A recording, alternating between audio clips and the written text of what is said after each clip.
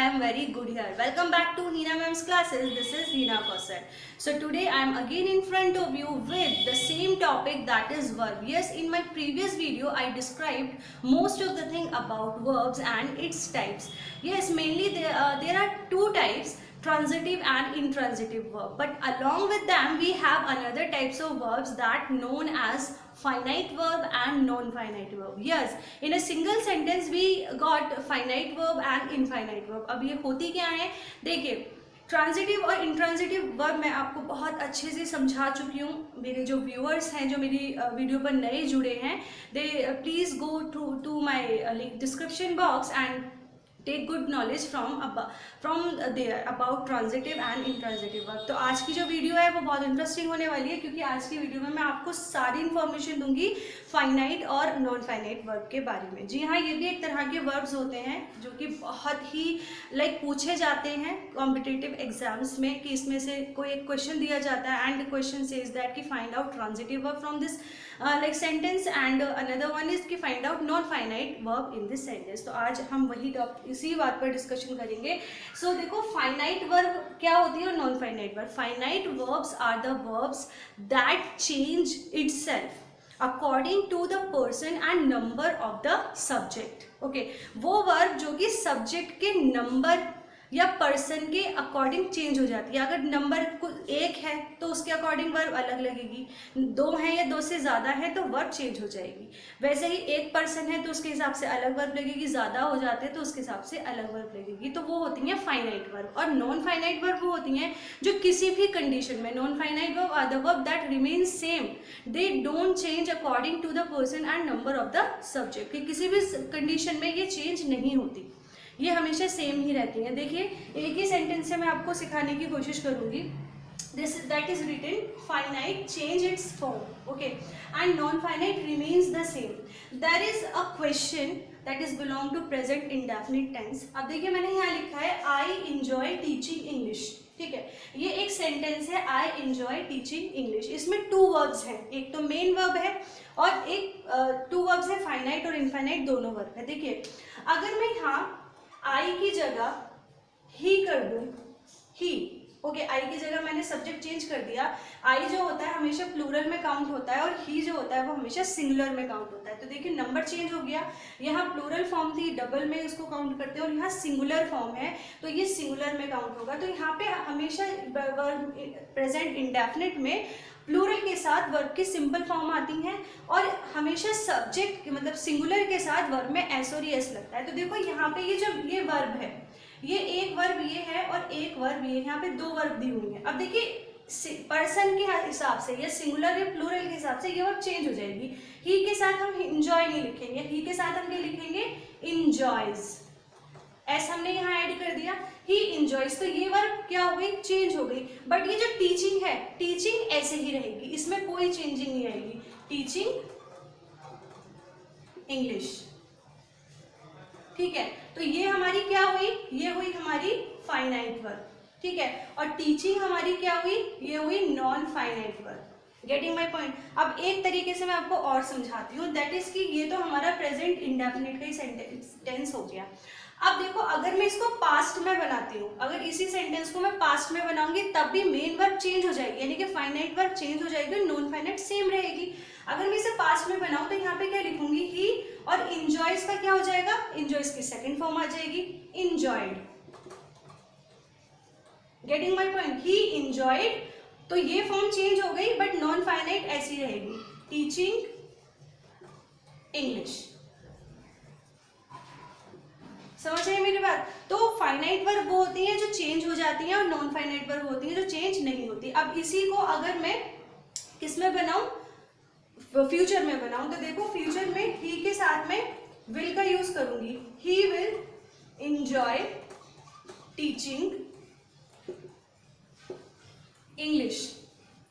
तो यहाँ पर इंजॉयड आ, यहाँ पे इंजॉयड था, यहाँ इंजॉयड हो गया, और यहाँ पे विल के साथ इंजॉय हुआ. आपको जो नेक्स्ट इसी का बताऊंगी वो है फ्यूचर में, यानी कि फ्यूचर में जैसे हमने ये बनाया तो यहाँ सिंगुलर के साथ हम विल का यूज करते हैं. तो अब फ्यूचर में ऐसा हो गया है कि फ्यूचर टेंसेज में सिंगुलर हो या प्लूरल हो हम विल का यूज ही कर लेते हैं. बट फॉर्मली अगर हम किसी फॉर्मल जगह पर हैं तो it's mandatory to use shall with plural form. तो अगर मैं यहाँ पे यू लिखूँ तो यू के साथ मुझे लगाना होगा शेल फॉर्मली, यानी कि फॉर्मल जगहों पर हम यू के साथ शेल यानी कि प्लूरल के साथ शेल लगाते हैं। और कैजुअली अगर हमें बोलना हो तो हम फ्यूचर में सिंगुलर प्लूरल किसी के भी साथ विल यूज कर सकते हैं। तो we shall enjoy teaching English.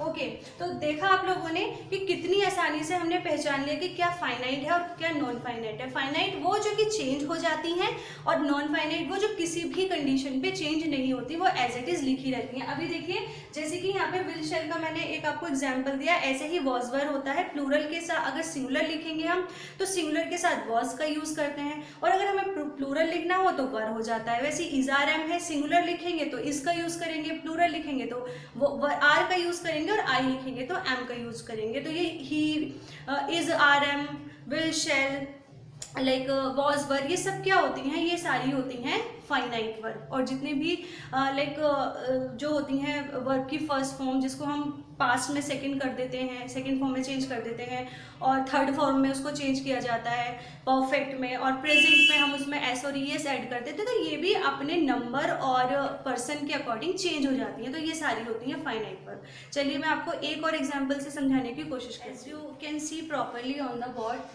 there are two examples that number and person, as I told you very first कि finite verb change itself according to number and person of the subject। तो firstly हम number की बात करेंगे। राजा plays cricket। firstly we will just find कि what is like finite verb here। तो finite verb क्या है, plays है, ठीक है। राजा plays cricket। अब राजा यहाँ पे क्वांटिटी में कितना है, 1 है, एक नंबर है ना, तो इसलिए हमने एक नंबर में जब भी इंडेफिनिट का यही रूल होता है कि with singular form we have to use es और s in the main verb. So यहाँ पे राजा है एक, अगर मैं राजा के साथ यहाँ पे लिख दूँ राजा एंड मोहन, ठीक है, तो Raja and Mohan will be 2, है ना, 2 लोग हो गए, राजा और मोहन 2 लोग हो गए, नंबर में 2 हो गए। तो 2 लोगों के साथ यानी कि प्लूरल के साथ हमारी वर्ब की जो फॉर्म होती है उसमें एस और एस नहीं आता। तो देखिए यहाँ से ये चेंज हो गई, प्लेस था, यहाँ पे क्या हो जाएगी, ये प्ले हो जाएगी। तो इसने नंबर के अकॉर्डिंग अपने आप को चेंज कर लिया क्रिकेट। तो यही होती है फाइनाइट वर्ब, ठीक है। तो हमारा जो ये प्ले है ये हमारी क्या हुई, finite verb. Okay, after that मैं दूसरा क्वेश्चन अगर मैं आपको दे रही हूँ सेंटेंस कि यू रीड बुक्स, है ना, तो यहाँ पे जो यू है वो पर्सन है। यू क्या है, सेकंड पर्सन है। मैंने पर्सन्स आपको बताए हुए हैं, जिसने मेरी वीडियो नहीं देखी है वो मेरी वीडियो देखिए जिसमें सारे पर्सन्स की जानकारी दी हुई है। तो firstly I read here you read books, तुम किताब पढ़ते हो, तो ठीक है। तो यहाँ पे यू है, तो यू क्या है, सेकंड पर्सन में है। अगर हम फर्स्ट पर्सन यहाँ पे लिखें या हम थर्ड पर्सन यहाँ पे लिखें तो थर्ड पर्सन हमारा क्या होता है, ही, हम ही ले लेते हैं। तो ही के साथ जो रीड है सिंगुलर हो गया ही, और ही के साथ रीड में क्या जुड़ जाएगा, एस और ई एस जुड़ जाएगा। इसने अपनी फॉर्म को चेंज कर दिया, तो ही रीड्स हो गया, ही रीड्स बुक्स, ठीक है। तो ऐसे इसने अपनी फॉर्म को चेंज कर लिया। ऐसे अगर मैं कंटिन्यूअस का फॉर्म लिखूं तो मैं लिखूंगी यहाँ पे श्याम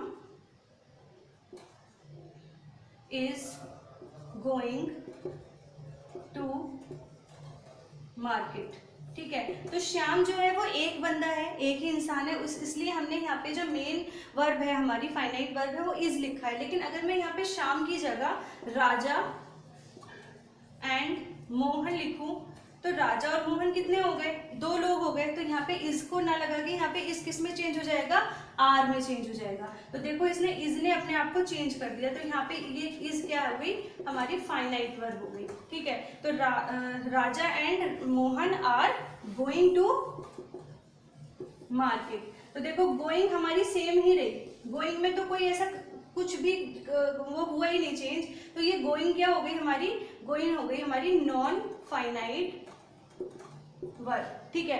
अभी इसी में अगर मैं आपको पास्ट का एक एग्जांपल दूं तो अगर पास्ट में सिंगुलर है, जैसे अगर श्याम की जगह मैं यहाँ पे वॉज लिख दूं तो श्याम की जगह एक पर्सन है तो वॉज आ जाएगा, ठीक है। श्याम वॉज अगर मैं पास्ट में बना रही हूँ उसको तो, ठीक है। तो Shyam was going, going same रहेगा, वॉज आ गया। और इसमें 2 लोग हैं राजा एंड मोहन, तो आर की जगह पास्ट में वॉज की जगह क्या आ जाएगा, वर आ जाएगा। यहाँ पे सिंगुलर के साथ हमने वॉज का यूज किया और प्लूरल के साथ हमने वर का यूज किया, तो ये ऐसे सारी वर्ब्स चेंज हो गई। और गोइंग हमारा किसी भी कंडीशन में, चाहे आप पास्ट में बनाओ, फ्यूचर में बनाओ या प्रेजेंट में बनाओ, ये सेम ही रहता है। तो बस इतनी सी ही बात है फाइनाइट वर्ब के बारे में इस वीडियो में, इतना ही। नेक्स्ट वीडियो में मैं आपको बताऊंगी कि जो नॉन फाइनाइट वर्ब होती है वो कितने तरह की होती हैं। जी हाँ, नॉन फाइनाइट वर्ब भी काफ़ी तरह की होती हैं, जिसमें से हमें पार्टिसिपल सिखाए जाते हैं, इन्फिनिटिव सिखाए जाते हैं, जीरेंड सिखाए जाते हैं। जी हाँ, थोड़े से बोलने में भी डिफिकल्ट लग रहा है, बट ये इतने डिफिकल्ट होते नहीं है। तो let's watch my next video, it will be coming soon. So please आपको वीडियो अच्छी लगी हो तो like, share and subscribe my channel. और हाँ, जो लास्ट में मैं कहती हूँ, अपने आप को किसी से कम मत समझिए, कोई और कर सकता है तो आप डेफिनेटली कर सकते हैं।